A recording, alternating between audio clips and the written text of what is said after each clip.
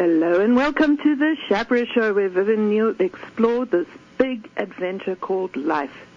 Our guest today is a body worker, healer, and teacher by the name of Patricia Sheerin. Hello, Patricia. Thank you for joining us here on the show today. Hello, Vivian. Thank you so much for having me. You are so welcome. I'm so excited about this interview. I want us to begin, Patricia, with you telling us a bit more about your background, by which I mean tell us more about what you have studied in order to do the work that you do. Yes. I have dedicated quite a bit of time, starting in 1996, exploring my passion of the body through yoga, shiatsu, which is Japanese massage, deep tissue bodywork, and Ayurvedic nutrition. So I love helping all of my clients. I've helped thousands of people over the past 24 years to feel more comfortable living in their own skin. And I have lots of pieces of paper on my wall because I am a lifetime learner, but my greatest achievement is just the pursuit of learning and service to my clients. The pursuit of learning in service to your clients. What is the service? What are the benefits of working with you, Patricia? So I offer a space of healing where I do body work, bring them an awareness of their own body. I'm a good listener both to the body and what is being said, but also what is not being said. Everyone has a story with their body, and I'm a good listener to that. And I come from a place of compassion, and I think that is palpable to each of my clients. What I offer is also a good bit of reducing their fear. I try to make them comfortable for taking off their armor, letting go of protection, and empowering my clients to be willing to look beyond the storyline to what is going on underneath that conscious chaos. The work I do is very empowering because I believe in the client's intuition. I see it again and again. The client's own sense of self is going to be spot on. And I try to empower the client to tap into that intuition and their own deeper sense of listening. So I'm not coming from a place of thinking I have the answer, but I'm coming from a place of thinking the client has the answer. And if we ask the right questions, that will bring that up within themselves and that they can be the experts on their own healing process. So I come in with skillful awareness and techniques, and I act as like a translator. I'm also asking the question, how can we turn this moment into a beneficial action? Mm-hmm. The other thing that is important is I try to be holistic, which means I'm paying attention to the whole self, not pieces, parts. So their whole being, their lifestyle, their relationships, their physical demands, their work demands. And so oftentimes when a person comes in thinking they have a problem, what they are describing is a set of symptoms. But with my help, I help them get to the root cause so that we can address that, and then the symptoms will be alleviated. It's so interesting, Patricia, because you're inducing a kind of listening in me with the way that you're speaking. So I'm actually experiencing what you're talking about in a different kind of way because I was spellbound by what you were saying. And I'm very interested in this point. You redirect and act as a translator, and that means that talking is part of what you do, even though it's body work. Absolutely. So the body has a language of its own that we experience as symptoms. And so, but the more they tell me, the more feedback they give me, it's clues as to what's going on. So they can be talking the whole time, or only when necessary, but the possibility for talking is always available. It's not like a silent work or meditative. It's more teamwork where we're collaborative. So your clients are awake and conscious and engaged. And are their clothes on? Yes. In my office, the lights are still on. So a lot of times we're used to massage, we're used to the lights being off, gentle music, clothing off, and then there's very little talking. And so mine's different in that the lights are on, clients are fully clothed, they're laying on a futon on the floor, and we stay in communication and connection through communication the entire session. And I think that's interesting because you're wanting them to take their body armor off, but you're not asking them to take their clothes off where they feel vulnerable. And I think that that's an important dynamic right there. And for people to understand that clarity and that difference, you don't want your client to feel vulnerable. You want your client to feel protected. Safe. So that they can take the armor off. You have to feel safe in order to set your armor down. And Patricia, how did you get interested in this topic and this career? I think I come to it how a lot of healers do, and it gives me a unique perspective when I work with my clients, is that I had my own pain. I had scoliosis, which gave me daily headaches and back pain starting at the age of 10. So in my pursuit of finding answers for my own relief and release of pain, I found that the greatest joy in my day was sharing what I learned with other people so that they could also be pain-free. And what did you do for your scoliosis and headaches? So I think how a lot of us start our journey is similar to how I was, especially since I was so young. I was first diagnosed at 13. I started with traditional Western medicine, and I felt very dissatisfied because I slipped through the cracks. My scoliosis was too far gone, too dramatic to wear a brace, and yet not far gone enough for surgery.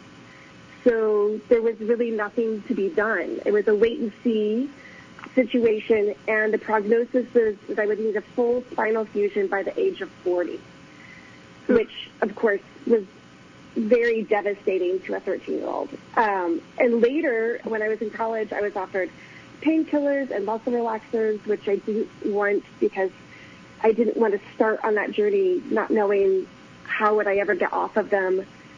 So I used chiropractic interventions. I sought out massage, and then that led me down the path to yoga. And in my search for relief, my boss at the time suggested I seek a local practitioner, Ken Day, for body work. And I my Ken Day, my friend Ken Day, that was also on the show. Our connection. Yes. Yeah. He and I know each other very well now at this point. But at that moment in time, I was just referred to him for deep tissue massage, rolfing, medical qigong, structural integration.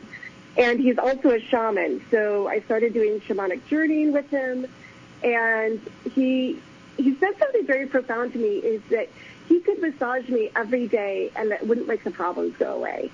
That if we didn't address the emotional and soul reasons why I was storing pain in my body, that I was going to continue with this habitual pattern of movement.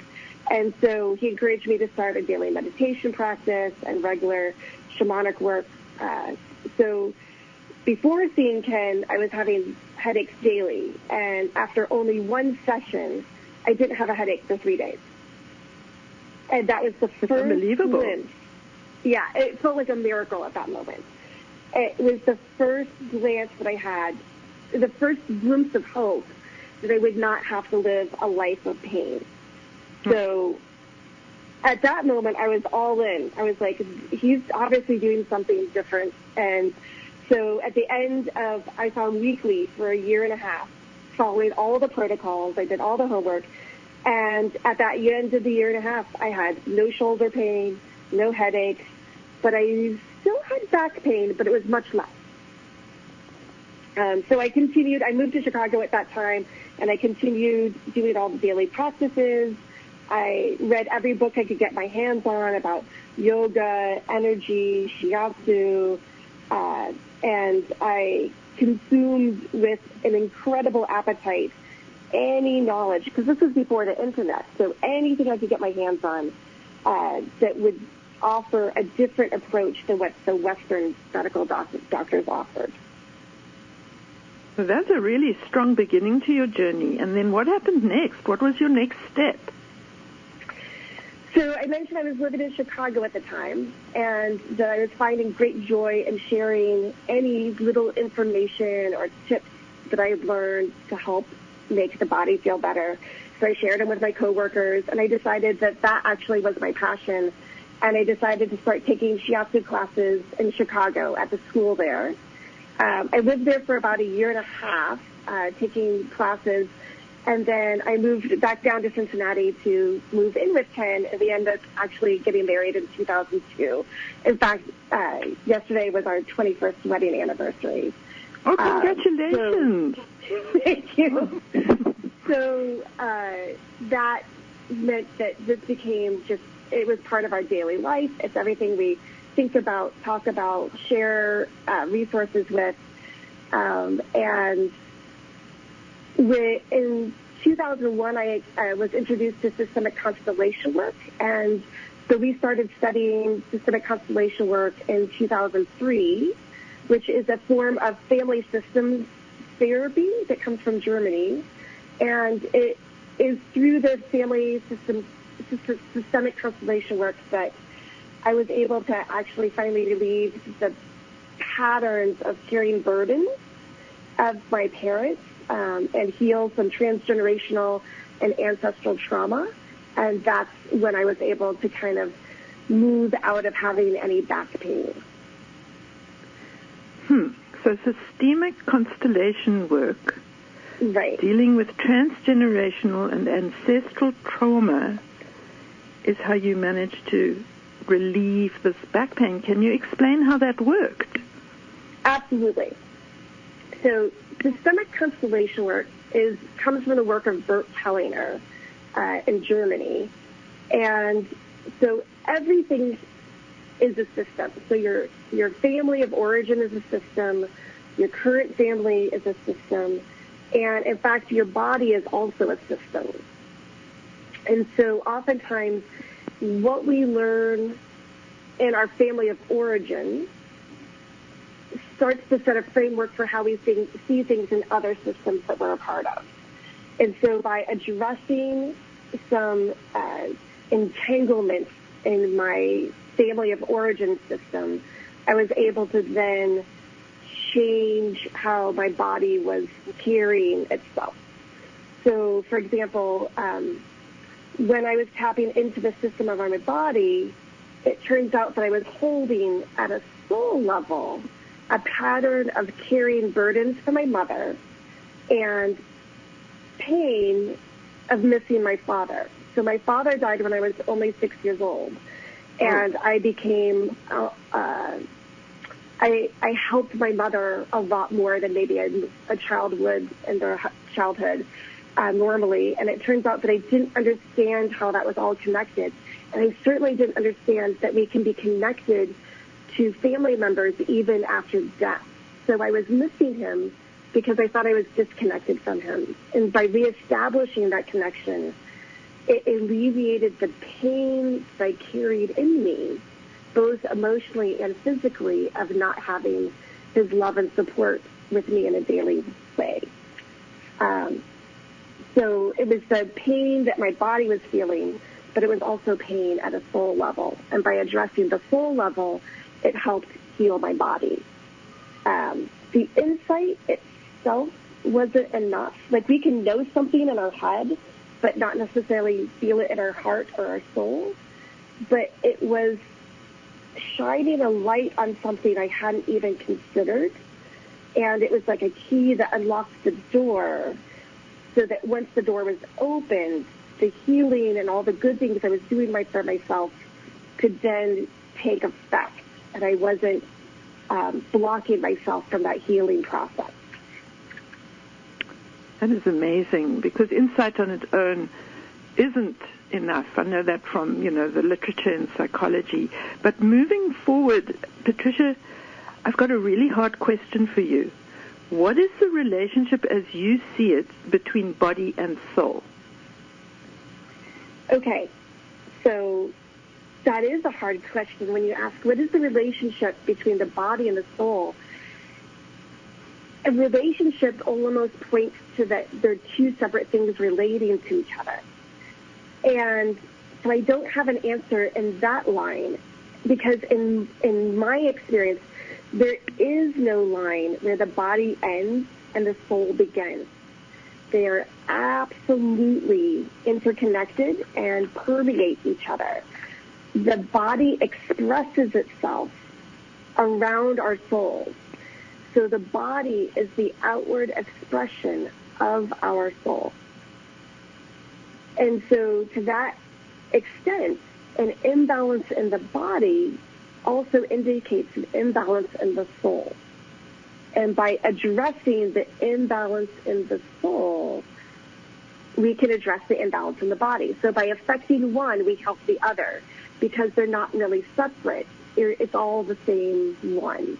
Just what I love about this is that I can feel it. I can feel it as you're talking about it, and it's an extraordinary statement.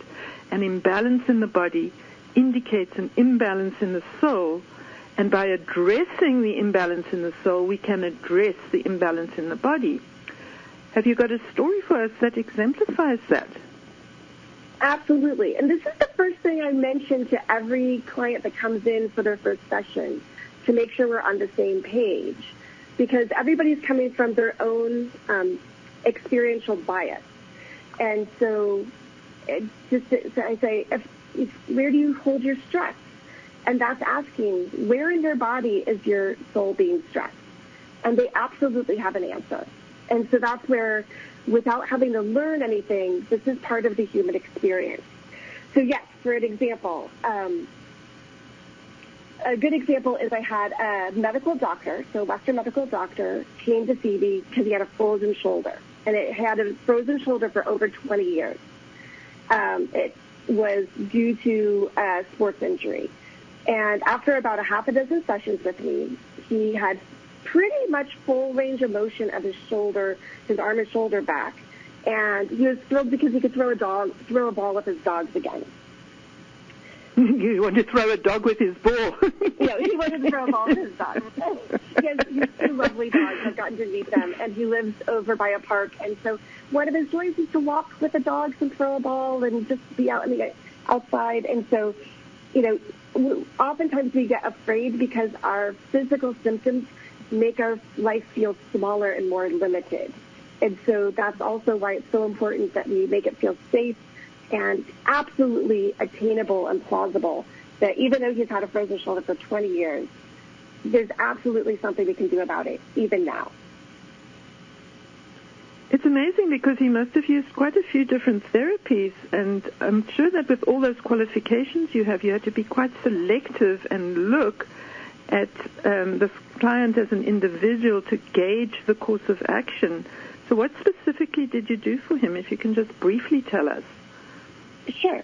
So I did the deep tissue rolfing, the myofascial release for his physical body.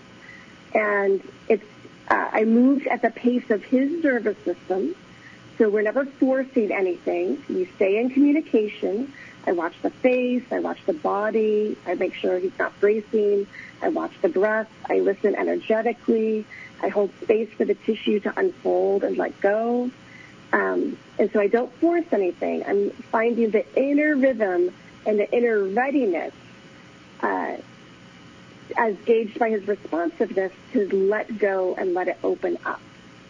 That's fantastic. And so we address the physical, but as we address the physical, then the emotional and soul level also, as you release the physical, that also starts to release. You put it so beautifully, so eloquently, Patricia. Thank you so much. I wonder if you could tell us how people can get hold of you. Sure. So to get hold of me, they can find me on our website, which is bodysoulcincy.com. That's body, soul, and Cincy with a Y.com. And then they can also find me on Facebook at Patricia Sheerin on Facebook, just using my natural name. Let me spell this for everyone. It's Body Soul Cincy is BODYSOULCINCY.com. And Patricia Sheerin, it's regular spelling of Patricia, Patricia. And then Sheerin is SHEERIN. And Patricia, this is absolutely fantastic. This is such fabulous information, and I want to let everybody know we are interviewing our guest, Patricia Sheerin, who is a body worker, giving us the most fabulous insights about how to become pain-free, how to connect with our souls, and all kinds of truly useful pieces of information that can really make a difference to our lives. To the Schapera Show, please join us after the break to hear more from Patricia Sheerin. Hello and welcome back to the Schapera Show. We are interviewing body worker, healer, and teacher Patricia Sheerin, who is sharing fantastic insights with us.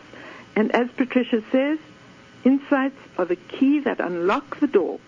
Patricia, shall we continue? Yes, please. Thank you. Okay. I don't know about you, but I'm absolutely loving this conversation because I can feel your energy when you're talking, and I feel like I'm personally getting so much benefit just from listening to you and the vibe that you're giving off and your attitude and the depth with which you're speaking. And because of that, I actually want to ask you this, and it sounds like an ordinary question, but I mean it in a different way because of what I'm sensing emanating from you. So I only have the regular, ordinary words, so please bear with me. Patricia, can you describe the unique quality you seem to be creating in your sessions? Yes, I think I can. If I describe my process, people come in to me with pain or discomfort. And the pain, when we experience pain, we also tend to feel fear or a sense of helplessness, of not knowing what to do, who to trust, or what clear actions to take. So what I provide them is a peaceful environment where they can ally themselves with their body and no longer feel victimized by it.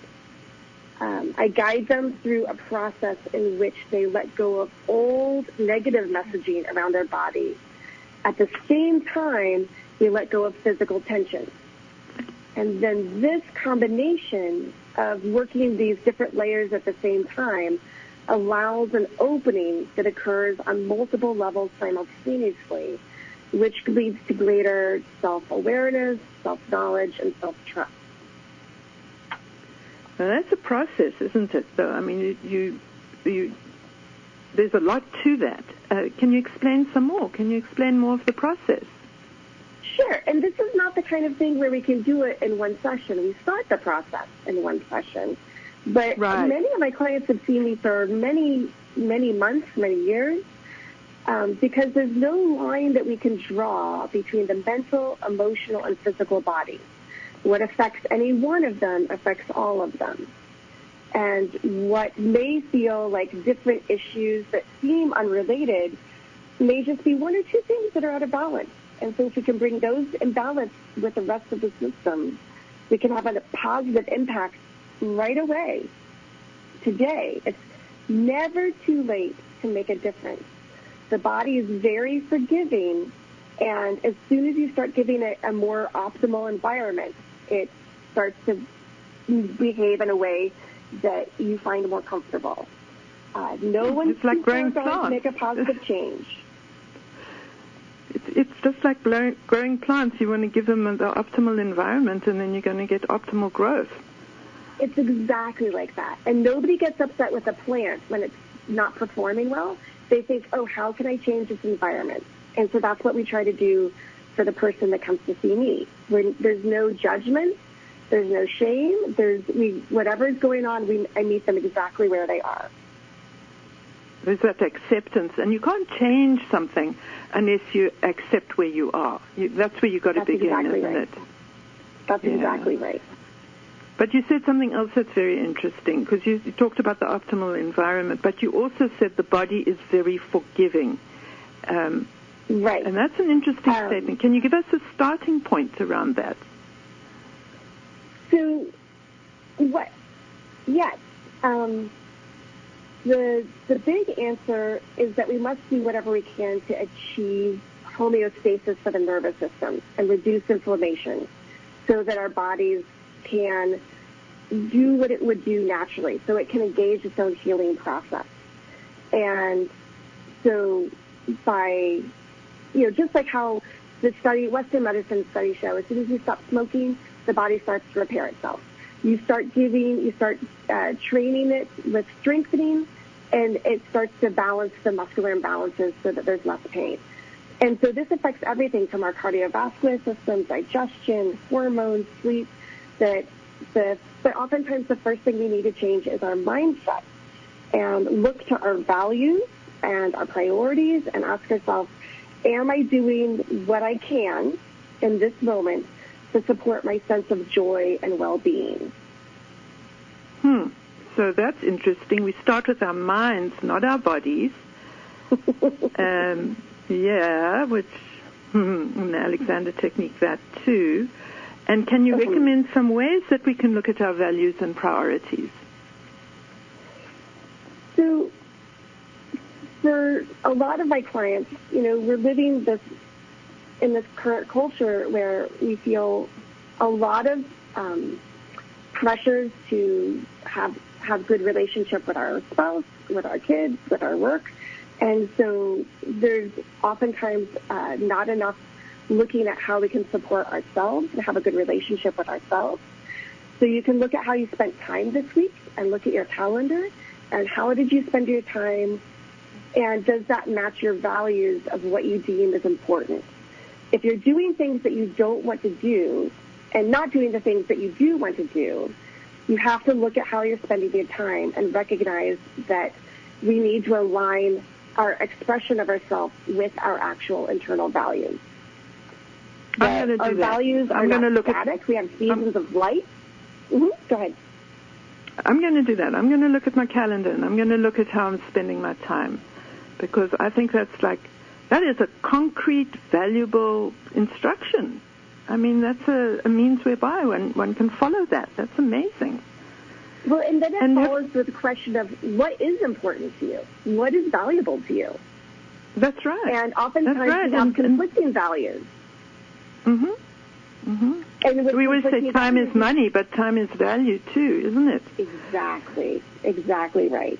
That's exactly right. And Patricia, can you give an example from your own life? Absolutely. It became very up and present during the early stages of the pandemic when everything shut down, and so all routines were stopped. And our office was closed, and I had the chance to be home and help our daughter with her schoolwork and be home for family dinners. And then this resulted in a lovely evening routine that included reading together and talking after dinner. And this was an unexpected benefit from a challenging situation. As before the pandemic, I worked every evening practically, and usually came home after my daughter's bedtime. So later when we reopened our offices, we returned to picking up back of our normal routines, and my daughter Megan expressed that she would prefer that I don't work in the evening so that I could be the one to pick her up from school and still have that time with her. So of course, my work is important to me. I'm very passionate about it. Of course, it's helpful to make a living. But in the hierarchy of my personal values, having that time to build a relationship with my now teenage daughter is priceless, because I'm never going to get that time back. Exactly. There's plenty of time to work when she's older. That's really a fabulous story. Patricia, before we finish, let's go over how people can get hold of you. Let's give that info again, if you don't mind. Yes. So my website is bodysoulcincy.com. That's BODYSOULCINCY.com. And then you can find me on Facebook just under my natural name, Patricia Sheerin, which is Patricia, and my last name Sheerin, Sheerin. Fantastic. Thank you, Patricia. I can't thank you enough.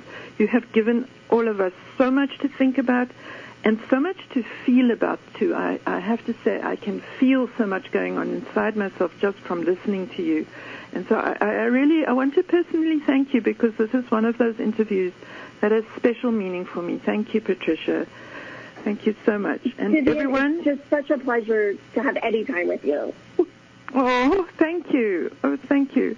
Everyone, you've been listening to The Schapera Show and our guest, Patricia Sheerin. When we come back after the break, Neil will be giving his spirit report. Please join us.